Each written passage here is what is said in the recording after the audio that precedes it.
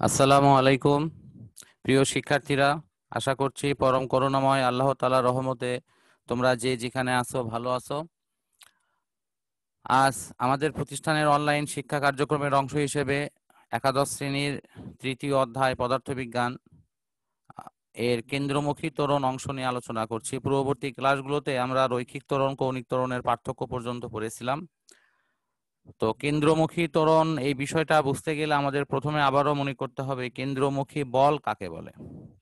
একটা বস্তুকে যদি আমরা বৃত্তাকার পথে ঘুরাই তাহলে ওই বৃত্তের ব্যাসার্ধ বরাবর কেন্দ্রের দিকে একটি বল কাজ করে। শিক্ষার্থী বন্ধুরা, তোমরা নিশ্চয়ই ছবিতে দেখতে পাচ্ছ যে এই কেন্দ্রমুখী বল এফ এটা কেন্দ্রের দিকে কাজ করছে এবং এই কেন্দ্রমুখী বলের জন্য বস্তুতে যে ত্বরণ সৃষ্টি হয় সেটি হলো কেন্দ্রমুখী ত্বরণ। আমরা একটু বোর্ড শেয়ারের মাধ্যমে বিষয়টিকে আরো একটু পরিষ্কার করার চেষ্টা করছি।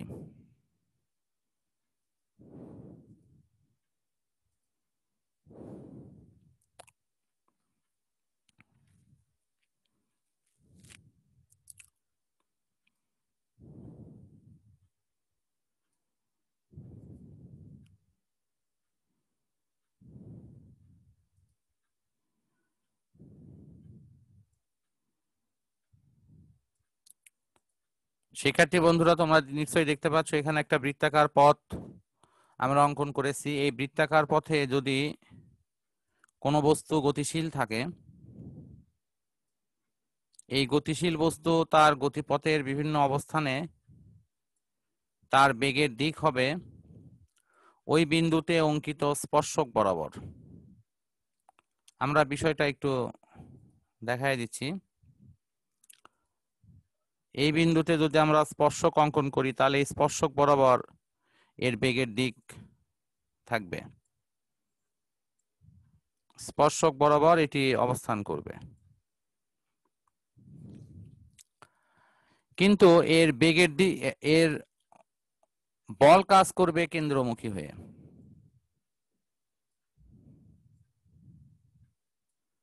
এর বল কাজ করবে কেন্দ্রমুখী হয়ে। আমরা বেগকে ভি দ্বারা এবং বলকে এফ দ্বারা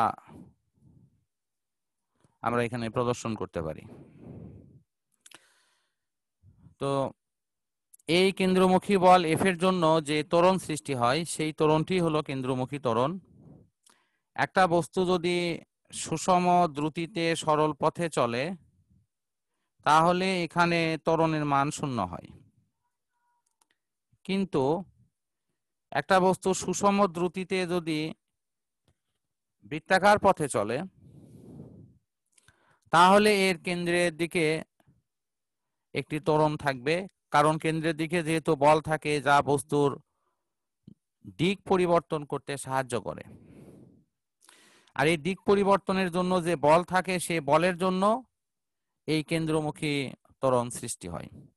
সুতরাং সুষম দ্রুতিতে সরল পথে যদি কোনো বস্তু চলে তাহলে তার ত্বরণ 0 হলেও সুষম দ্রুতিতে বৃত্তাকার পথে ঘূর্ণায়মান বস্তুর ত্বরণ কিন্তু 0 হয় না। সেখানে কেন্দ্রমুখী একটি ত্বরণ থাকে তার কেন্দ্রমুখী বলের জন্য, আর এটি এর বৃত্তাকার পথে প্রতিনিয়ত দিক পরিবর্তন করে ঘুরতে সাহায্য করে। আশা করছি তোমরা এই বিষয়টি বুঝতে পেরেছো। আমরা এখন দেখব এই কেন্দ্রমুখী ত্বরণকে কিভাবে প্রকাশ করা হয়। কেন্দ্রমুখী ত্বরণকে যদি আমরা এ দ্বারা প্রকাশ করি তাহলে এটি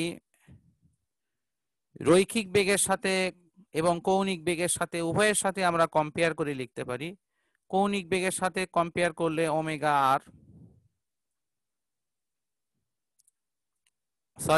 স্কয়ার আর, আর এটি যদি আমরা রৈখিক বেগের সাথে কম্পেয়ার করি তাহলে হবে ভি স্কয়ার বাই আর। আমরা এই সমীকরণগুলো ব্যবহার করে আমরা অঙ্কের সমাধানও করতে পারি। আমরা এরপর এই কৌণিক এবং রৈখিক বেগের সম্পর্কর আলোকে একটি গাণিতিক সমস্যা নিয়ে আলোচনা করব। আমরা আবার পূর্ববর্তী লেসনে ফিরে যাচ্ছি।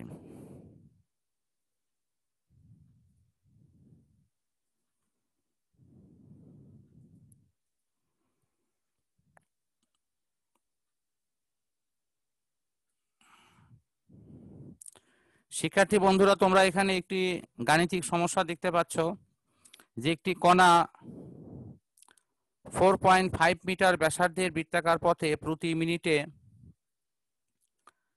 225 বার আবর্তন করে। এর রৈখিক বেগ ও কেন্দ্রমুখী ত্বরণ নির্ণয় করো। তাহলে আমরা এখানে কি দেখতে পাচ্ছি, এর ব্যাসার্ধ আর, এর ঘূর্ণায়ন সংখ্যা 225, সময় 1 মিনিট মানে 60 সেকেন্ড, রৈখিক বেগ কত হবে, কৌণিক বেগ কত হবে। আমরা এই সূত্রটি লিখে এটা গাণিতিক ক্যালকুলেশনটি কি আমরা আবার বোর্ড শেয়ারের মাধ্যমে তোমাদেরকে দেখাই দিচ্ছি।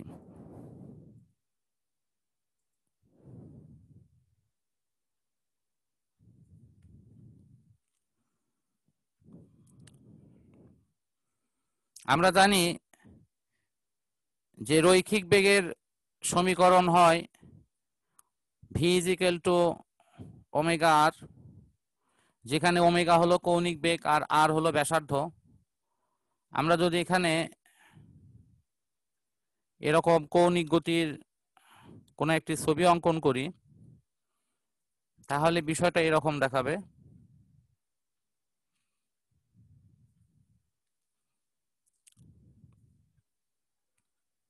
যে বস্তুটি বৃত্তাকার পথে ঘুরছে আর এর কেন্দ্রের দিকে একটি বল কাজ করবে আর স্পর্শক বরাবর বেগ কাজ করবে। তো কেন্দ্রের দিকে যে ব্যাসার্ধ হবে সেই ব্যাসার্ধকে আমরা যথারীতি আর দ্বারা প্রকাশ করছি, বেগকে ভি দ্বারা প্রকাশ করছি, আর এর কৌণিক যে বেগ হবে সেটা হলো ওমেগা দ্বারা প্রকাশ করছি। এখানে সে কতবার ঘোরে সেই ঘূর্ণন সংখ্যাকে এন দ্বারা দেখানো হচ্ছে। তাহলে আমরা এই সমীকরণটাকে একটু পরিবর্তন করে নেই। যদি এটা এন বার ঘোরে তাহলে তার আকার হবে twice pi N by T গুণন হলো আর। অর্থাৎ আমি সাইড নোটে উল্লেখ করছি যে ওমেগা সমান twice pi N by T. এখানে আমরা প্রত্যেকটার মান লিখব।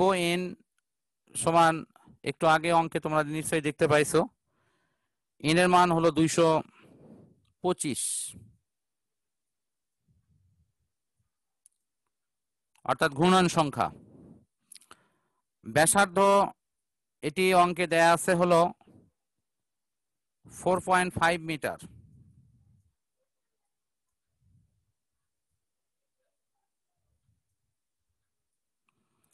এরপর সময়টি এটি আছে 1 মিনিট। 1 মিনিট এর অর্থ এটি 60 সেকেন্ড।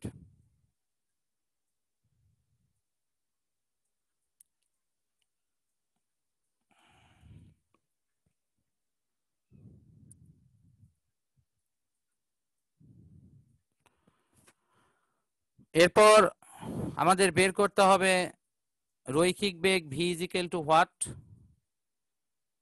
এবং কেন্দ্রমুখী ত্বরণ a = হোয়াট। আমরা পর্যায়ক্রমে দেখি এর মান কি রকম হয়।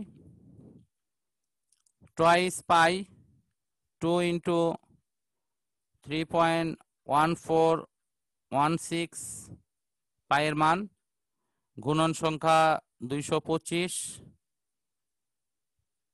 এরপর আর এর মান 4.5,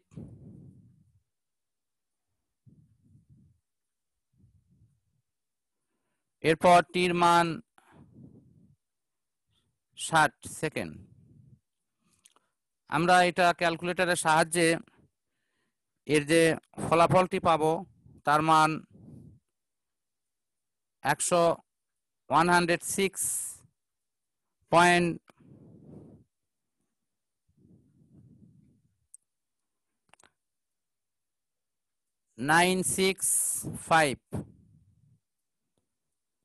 এত মিটার পার সেকেন্ড।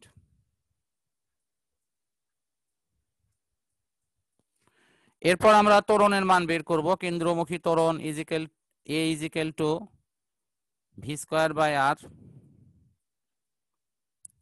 আমরা যদি মান বসায় দেই, ভির মান 106 ইন্টু 965, এর উপর স্কয়ার বাই আর এর মান 4.5। তাহলে ক্যালকুলেটরের যে ক্যালকুলেশনের যে রেজাল্টটা আসে, আমি সরাসরি সেই রেজাল্টটি এখানে লিখছি। 2498.26 মিটার পার সেকেন্ড স্কয়ার, অর্থাৎ এমএস ইনভার্স 2।